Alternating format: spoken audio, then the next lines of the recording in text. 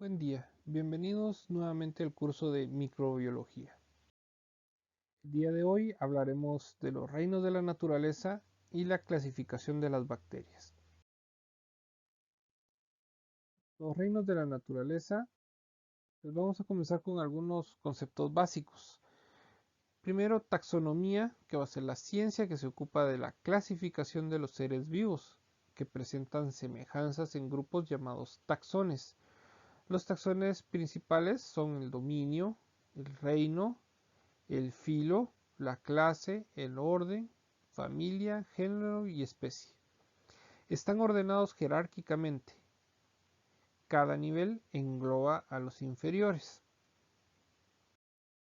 La nomenclatura es la parte de la taxonomía que se encarga de nombrar a los organismos. Cuando hablamos de especie, hablamos de un conjunto de organismos capaces de producir una descendencia fértil. Las especies se nombran por un sistema binomial, o sea, de dos nombres.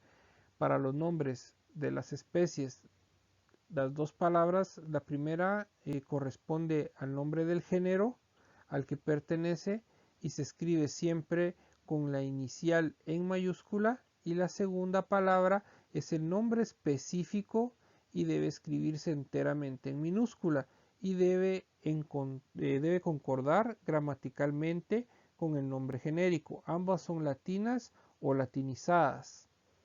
En el caso de la mantis, por decirlo así, una mantis que sería el nombre genérico, y religiosa el nombre específico. El binomen sería mantis religiosa, que es el nombre científico. Eso lo vamos a ver mucho con bacterias, ¿verdad? Digamos con la pseudomonas aeruginosa o el streptococo beta hemolítico o el streptococo piógenes. La historia de la clasificación de los seres vivos comienza desde hace muy atrás, del siglo I a.C., con Aristóteles, que introduce el sistema jerárquico. Linneo, en el siglo XVIII, es considerado el fundador de la taxonomía moderna y divide a los seres vivos en dos reinos, animal y vegetal.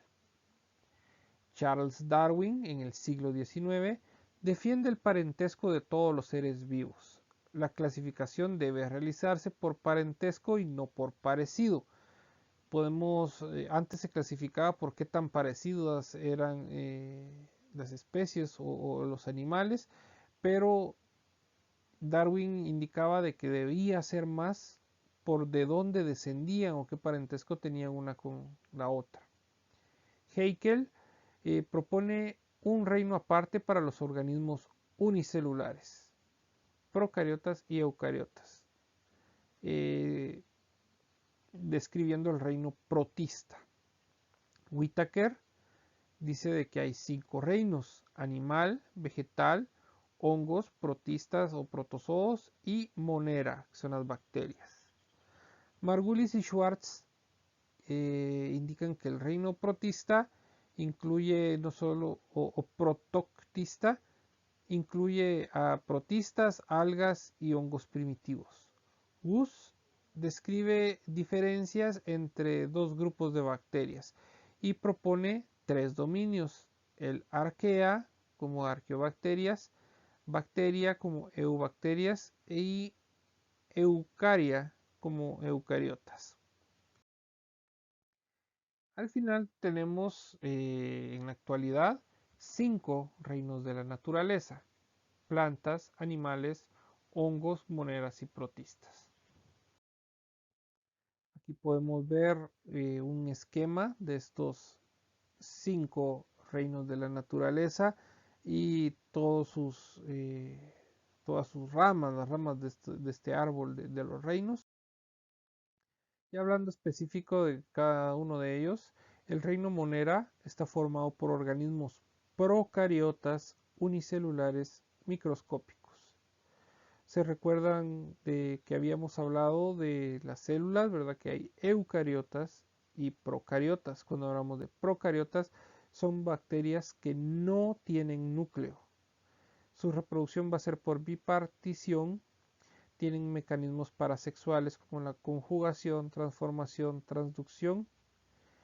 Su metabolismo es muy variado. Pueden haber fotoautótrofos, quimioautótrofos, fotoheterótrofos y quimioautótrofos y quimioheterótrofos.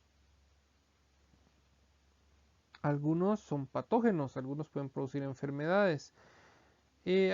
La mayoría son descomponedores. Reciclan los nutrientes que encuentran en los ecosistemas.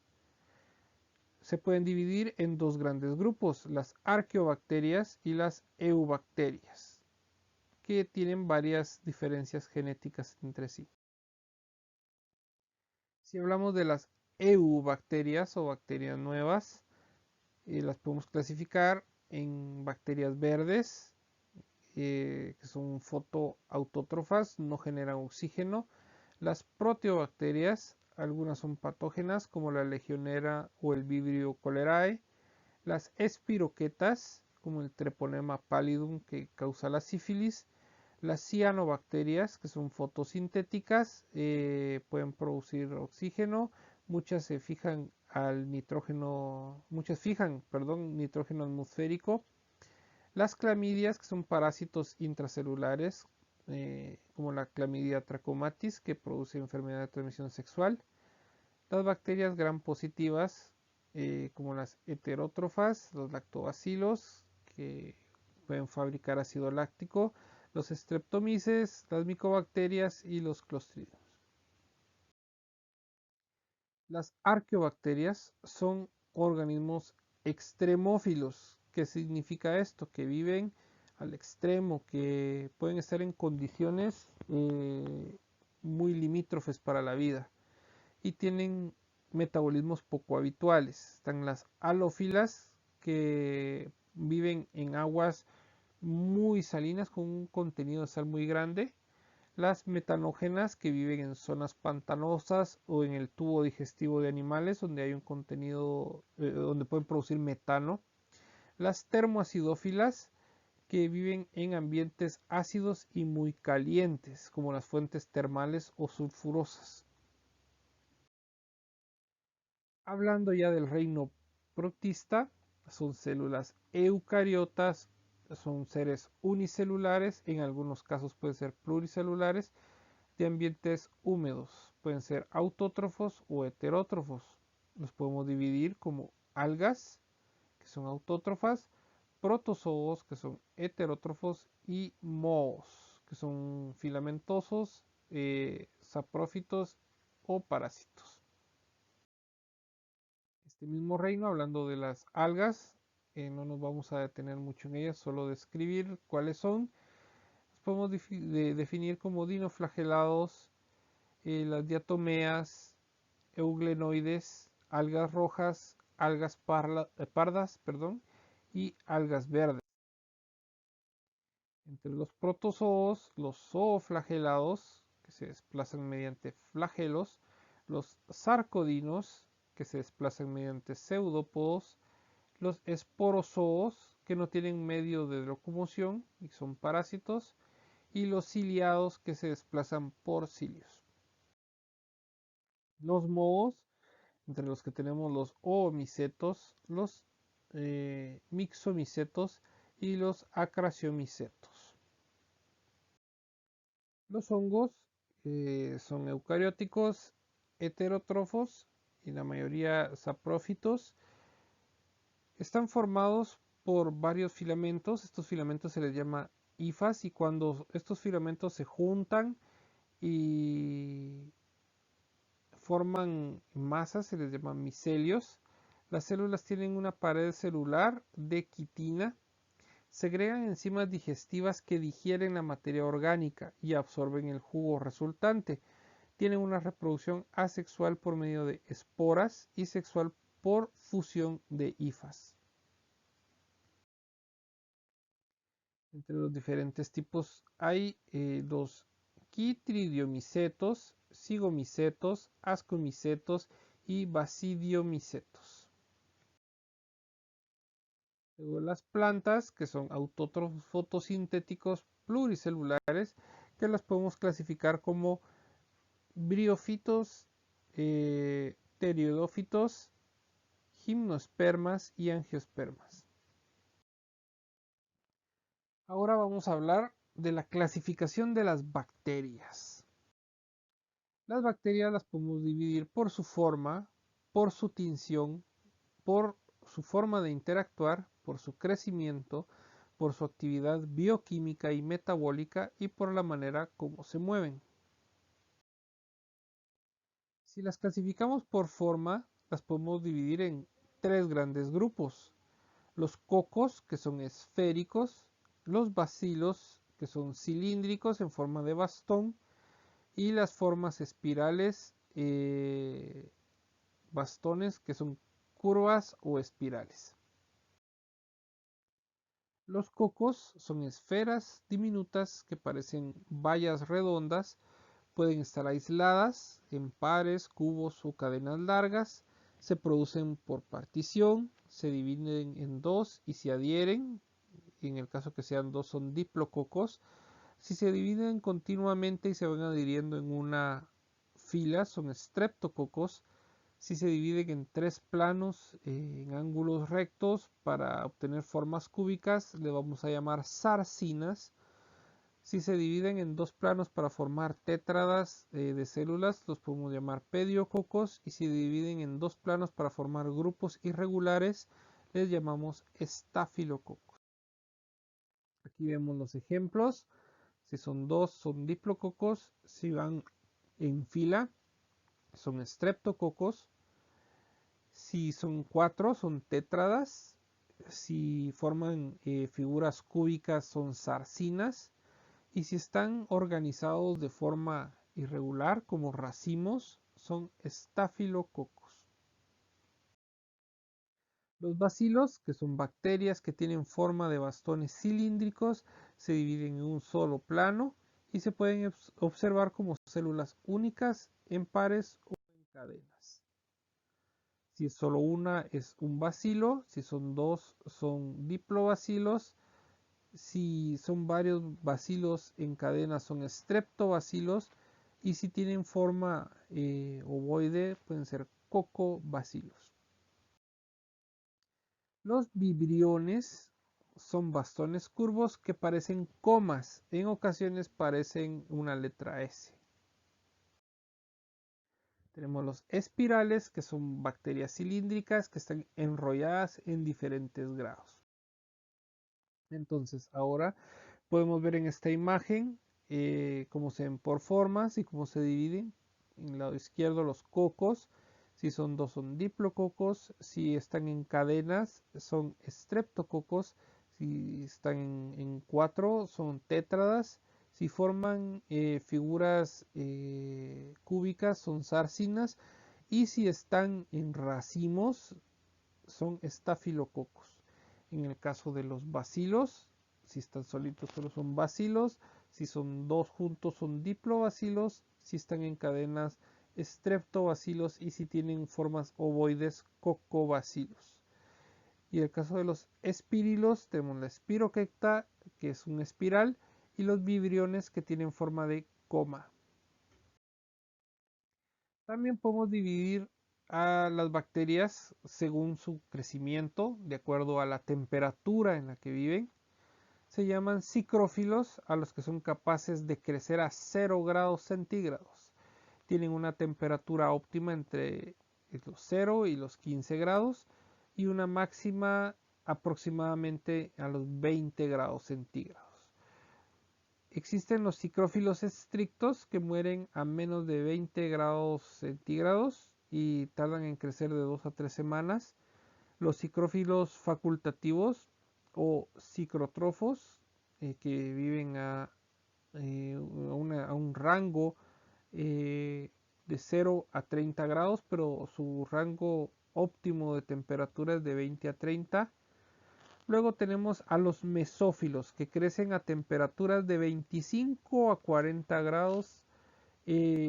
Aquí está todo el rango de bacterias patógenas humanas y animales, que por lo general crecen de forma óptima a menos de 37 grados. Y tenemos los termófilos, que son bacterias que crecen a una temperatura óptima superior a los 45 grados. Los termófilos facultativos pueden estar entre los 50 a 60 grados, los termófilos extremos mayor de 90 grados centígrados. También podemos clasificar a las bacterias según a qué pH crecen. Si crecen a un pH ácido, o sea, por debajo de 7, se les va a llamar bacterias acidófilas. Si crecen a un pH entre 5.5 y 8.5 van a ser neutrófilas. Y si crecen a un pH entre 9 y 10, se les van a llamar basófilas. También podemos dividirlos de acuerdo a su crecimiento según la presión osmótica que requieren para vivir. Los microorganismos, sin excepción, requieren agua para su crecimiento, además para obtener nutrientes de esta. Una presión osmótica alta causa la pérdida de agua y la plasmólisis. Plasmólisis es la ruptura del citoplasma de la célula, por lo que se utiliza este fenómeno para conservar los alimentos. Ya sea añadiendo sal o azúcar, cambiamos la presión osmótica del ambiente en el que está la célula y eso puede hacer que se impida el crecimiento bacteriano. Sin embargo, hay bacterias que se adaptan a altas concentraciones de sal. A estas se les conoce como halófilas extremas. Por otro lado, están los halófilos facultativos que no requieren una alta concentración de sal, pero pueden crecer hasta en una concentración de 2% de sal. Otras bacterias pueden tolerar hasta un 15% de sal en el ambiente en el que se encuentren. También podemos clasificar según su tinción a las bacterias como gram positivas y gram negativas. Este nombre gram es por el tipo de tinción que se le aplica. Si se tiñen de color violeta, las vamos a llamar gram positivas. Si se tiñen de color rosa, van a ser gram negativas. Sumamente importante que recordemos esta clasificación, porque esta clasificación nos va a servir a la hora de identificar ciertos patógenos y también para cuando queramos nosotros dar ciertos tratamientos. Podemos clasificar a las bacterias por su forma de respirar. Las bacterias que requieren oxígeno para vivir se les va a llamar aerobias estrictas. A las bacterias que no requieren de oxígeno, sino que utilizan sales inorgánicas en lugar del oxígeno, se les va a llamar anaerobias estrictas. Estricto quiere decir que es una condición definitiva para que este microorganismo viva, pero también existe el término facultativo. ¿Qué quiere decir esto? Que no es una necesidad estricta, una condición para que vivan. En el caso de las aerobias y anaerobias facultativas, quiere decir que pueden respirar en presencia y ausencia de oxígeno, ya que cuentan con sistemas enzimáticos que se activan para poder continuar con el metabolismo en ausencia o presencia de oxígeno. Y tenemos también a las microaerofílicas que requieren una menor concentración de oxígeno en el medio para realizar mejor la respiración celular.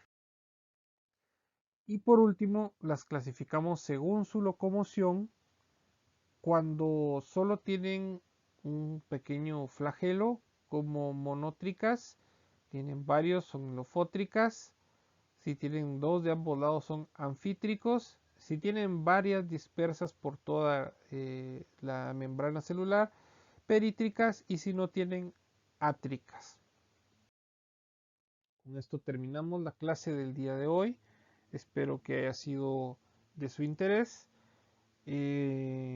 Ya toda la planificación de actividades se las he enviado a su grupo de WhatsApp. Igual se las enviaré en el transcurso de la semana a su correo institucional. Ahí están descritas también las tareas que deben hacer y cuándo deben presentarse y las indicaciones para realizar cada tarea. Por favor, sigan las indicaciones que están enlistadas en cada una de las tareas y tengan pendiente las fechas de entrega para no retrasarse, ya que toda tarea entregada extemporáneamente se calificará a la mitad del punteo. Que tengan un buen día.